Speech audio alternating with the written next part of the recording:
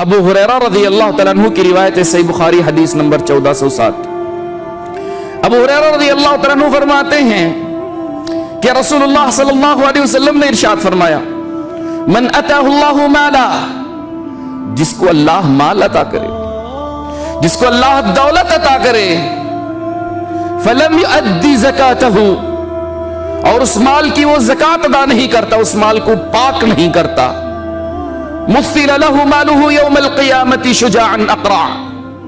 اس کا یہ مال کل قیامت کے دن ایک بڑے اژدھے کی شکل میں اس کے گردن میں ڈال دیا جائے گا۔ مثل له ماله یوم القیامت شجاعا اقرع، اس کا مال اژدھے کی شکل میں اس کے سامنے لایا جائے گا، وہ اژدھا جس کی دو آنکھیں ابلی ہوئی آنکھیں ہوتی ہیں، جس کی دو ابلی ہوئی آنکھیں ہوتی ہیں، اور انسان کی گردن میں توق بنا کر ڈال دیا جائے گا، اور یہ اژدھا خاموش نہیں بیٹھے گا، انسان کو چباتا رہے گا، اپنے جبڑوں میں ڈال کر دبائے گا اور کہے گا، انا مالک، انا مالک، انا کنزک، میں ہی تیرا مال ہوں، میں ہی تیرا خزانہ ہوں جو تم دنیا میں جمع کر کے رکھا کرتے تھے۔ پھر رسول اللہ صلی اللہ علیہ وسلم نے اللہ رب العزت کا یہ کلام ساتھ میں پڑھا، وَلَا يَحْسَبَنَّ الَّذِينَ يَبْخَلُونَ بِمَا آتَاهُمُ اللَّهُ مِنْ فَضْلِهِ هُوَ خَيْرًا لَهُمْ بَلْ هُوَ شَرٌّ لَهُمْ سَيُطَوَّقُونَ مَا بَخِلُوا بِهِ يَوْمَ الْقِيَامَةِ،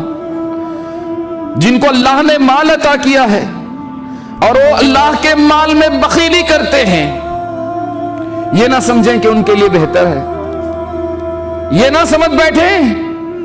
کہ یہ بخیلی ان کے لیے فائدہ مند ہے، سود مند ہے، بل ہوا شر لہم، بلکہ ان کے لیے یہ سب سے بری چیز ہے، سیطوقون ما بخلوا به یوم القیامہ، کل قیامت کے دن ان کی یہ بخیلی ان کے گردنوں میں سانپ کی شکل میں توق بنا کر ڈال دی جائے گی، رسی کے مانند پھندا بنا کر ڈال دی جائے گی، اور انسان سے سانپ کہے گا، میں تیرا مال ہوں، میں تیرا خزانہ ہوں۔ یاد رکھیے اللہ نے اس کے بعد کہا، وَلِلَّهِ مِيرَاثُ السَّمَاوَاتِ، دنیا اور آخرت دونوں کی ملکیت اللہ کے لیے ہے۔ آج اللہ نے کچھ آپ کو دے دیا، آج اللہ نے آپ کو کچھ دے دیا تو اترانے لگے آپ، اور یہ بھول گئے دنیا اور آخرت کی ساری ملکیت تو رب ذوالجلال کی ہے، سارا مال تو اس کا ہے، کچھ اس نے آپ کو دیا ہے۔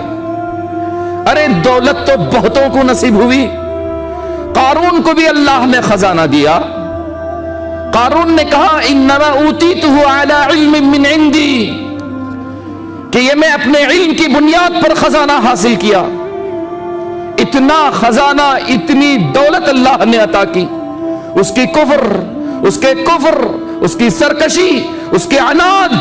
اس کے باوجود اللہ نے دنیا کی دولت عطا کی، ایسی دولت جو کسی کو نہیں عطا کی گئی، اتنی دولت اللہ نے عطا کی، اور اس کی دولت کی کنجیاں ایک بڑی جماعت اٹھاتے اٹھاتے تھک جاتی تھی، کنجیاں، چابیاں، صرف چابیاں اٹھاتے تھک جاتے تھے، خزانے کی بات نہیں کرتا اللہ۔ اترایا فرعون نے، اترایا قارون نے، اپنے خزانوں پر، اپنی دولت پر اترایا،